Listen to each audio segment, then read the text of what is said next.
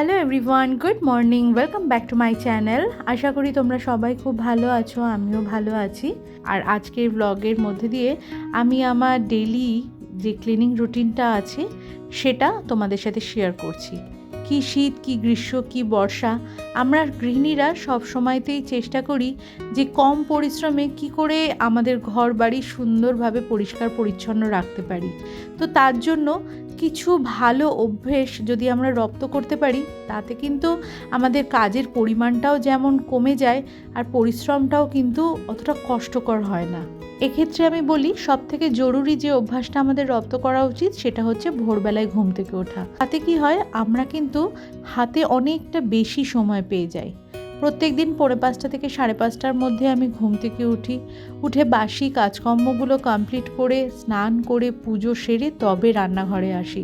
আর এইটুকুনি সময়ের মধ্যে আমি যদি মর্নিং ওয়াকে যাই তো দিনের শুরুটা একরকমভাবে করি, আর যেদিনকে যাই না সেটা একরকমভাবে করি।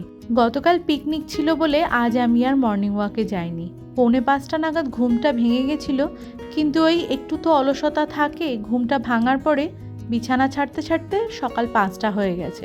তারপরে কিছুটা সময় নিজের জন্য রেখেছি, বাসি কাজকর্ম কমপ্লিট করে স্নান পুজো সেরে রান্নাঘরে চলে এসেছি। আর স্নানে যাওয়ার আগে ওয়াশিং মেশিনটা চালিয়ে দিয়ে গেছিলাম। গতকাল পিকনিকে যে সমস্ত জামাকাপড় পরে গেছিলাম সবটা দিয়ে একেবারে ওয়াশিং মেশিনটা চালিয়ে দিলাম।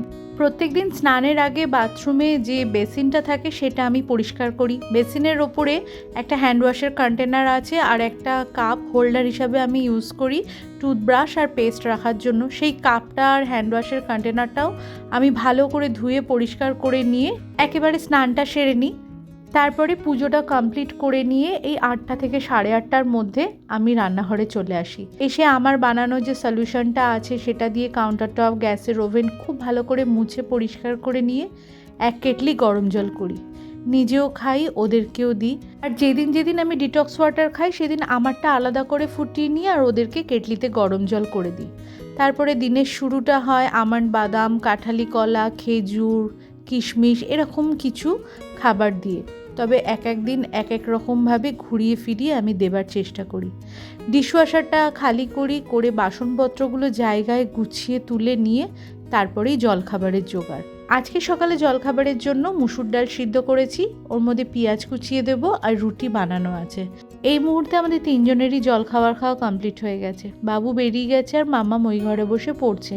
ওর তো 3 তারিখ থেকে পরীক্ষা শুরু হচ্ছে, সেই জন্য একটুখানি ব্যস্তই আছে। আর আমি ঘরে চলে এসেছি বিছানাটা গুছিয়ে নিতে।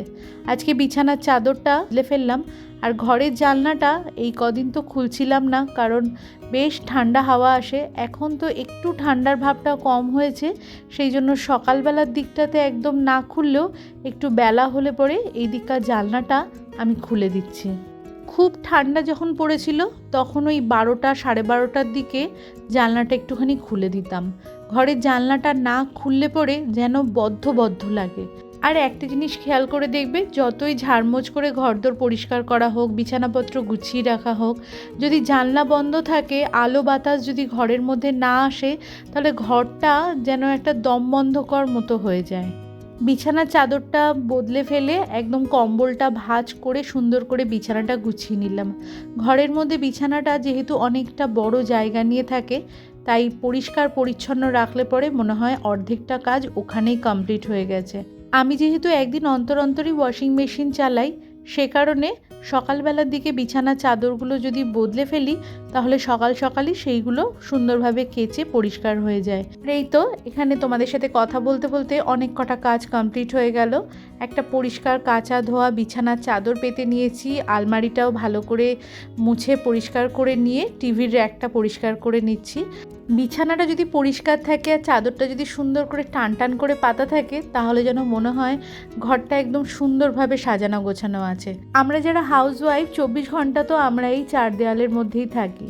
বিছানার চাদরটা যদি 2-1 দিন অন্তর বদলে দিই, বা সবসময় পরিষ্কার পরিচ্ছন্নভাবে বিছানার চাদরটা একদম টান করে পেতে রাখি, ঘর সাজাবার জিনিসপত্রগুলো যদি একটু জায়গা অদল বদল করে দিই, বা জায়গাগুলো যদি একটু পরিষ্কার পরিচ্ছন্ন রাখি, একটা গোছানো পরিষ্কার রান্নাঘর, পরিষ্কার কাচা ধোয়া জামা কাপড় বা পরিষ্কার কাচা বিছানার চাদর, পরিষ্কার পরিচ্ছন্ন ঘরের মেঝে, এই সব কিছুই কিন্তু আমাদের মানসিক শান্তি এনে দেয়। আমরা তো মানুষ, মেশিন তো নই যে 24 ঘন্টা কাজ করে চলবো। তারপরে এই একঘেয়েমি সংসারের কাজ থেকেও ছুটি নিতে মাঝে মধ্যে আমাদের মন চায়। সে কারণে বেসিক কিছু ক্লিনিং রুটিন যদি আমরা মেনটেন করতে পারি, তাহলে সব সময় কিন্তু আমাদের ঘরবাড়ি পরিষ্কার থাকবে। যেমন আমি বাথরুম থেকেই শুরু করছি। সব সময় খেয়াল রাখতে হবে বাথরুমের টয়লেটটা, বেসিনটা, বাথরুমের ফ্লোর সব সময় যেন পরিষ্কার পরিচ্ছন্ন থাকে। তারপরে কিচেনে যেন বাসনপত্র অগোছালোভাবে ছড়িয়ে ছিটিয়ে না থাকে। শুধু বাসন নয়, জিনিসপত্র রাখার যে কন্টেনার আছে, যে কোনো জিনিস, সব জিনিসটা যেন জায়গায় থাকে। কাউন্টার টপ, ফ্রিজ, মাইক্রোওভেন যেগুলো একদম ওপেন থাকে, সেই জিনিসটা সবসময় যেন মুছে পরিষ্কার রাখা হয়। কারণ রান্নাঘরে তেল চিটচিটে ভাবটা কিন্তু একটু বেশি মাত্রাতেই হয়। এই যদি আজ করব কাল করব করে যদি আমরা ফেলে রাখি, তাহলে ওটা এমন বেশি মাত্রাতে হয়ে যাবে, তখন পরিষ্কার করতে বিরক্ত লাগবে। তাই জন্য 2-1 দিন অন্তর অন্তর সেগুলো পরিষ্কার করে নেওয়া ভালো। এবারে বেডরুমে চলে আসি। বেডরুমে সবার আগে বেডটাকে ভালো করে পরিষ্কার রাখতে হবে। একটা কাচা ধোয়া পরিষ্কার চাদর সবসময় পেতে রাখতে হবে। দেখো, বাসি কাজ করবার সময়তে আমরা ঘর বারান্দা ঝাঁটমোছ প্রত্যেক দিন দিয়েই থাকি, সেটার ক্ষেত্রে আলাদা করে আর কিছু বলার নেই। সবার বাড়িতেই ঘরের মেঝে একদম চকচকে পরিষ্কার থাকে। আদার্স যে সমস্ত কাজ থাকে সেই ক্ষেত্রে বলছি, অনেক জায়গায় আমি দেখেছি কাঁচা ধোয়া জামা কাপড় দিনের পর দিন জমে যাচ্ছে। সেগুলো সময় মতো ভাঁজ করে জায়গায় গুছিয়ে দাও। কাচার জন্য জামা কাপড় পরলে ঝটপট করে কেচে শুকিয়ে মেলে তারপর ওটা তুলে সাথে সাথেই ভাঁজ করে গুছিয়ে রাখো। বিছানাপত্র গুছিয়ে রাখো। ফার্নিচারগুলো যদি ধুলো থাকে তাহলে সাথে সাথে মুছে পরিষ্কার করে দাও। যেখানে আমি থাকছি সেই জায়গাতে কদিন অন্তর অন্তর সেই সমস্ত ফার্নিচারগুলো নোংরা হচ্ছে তা আমরা 1-2 দিনেই বুঝে যাব। আমার ঘরে একদিন অন্তর অন্তর ফার্নিচারগুলো মুছে পরিষ্কার করতে হয়, কারণ আমি রাস্তার ওপরে থাকি। আর আমার বাপের বাড়িটা, মানে এখানে শ্যামনগরে যে আমার বাড়িটা আছে, সেই বাড়িটা যেহেতু একটু ভিতর সাইডে, আমার মাকে আমি দেখতাম 3-4 দিন ছাড়া ফার্নিচার মুছে পরিষ্কার করতো। তো যে জায়গায় যে যেমন জায়গায় থাকো সেই জায়গা বুঝেই সেখানকার জিনিসপত্রগুলো পরিষ্কার রাখা উচিত। আমি আমার ঘরের প্রতিটা ফার্নিচার অল্টারনেট ডেতে পরিষ্কার করি। আজকে আমার ঘরটা করলে আগামীকাল মামামের ঘর করি, বা তারপরের দিনকে আমি আমার ঘর করি। আমার সুবিধা অনুযায়ী আমি আমার ঘরদোর পরিষ্কার করি।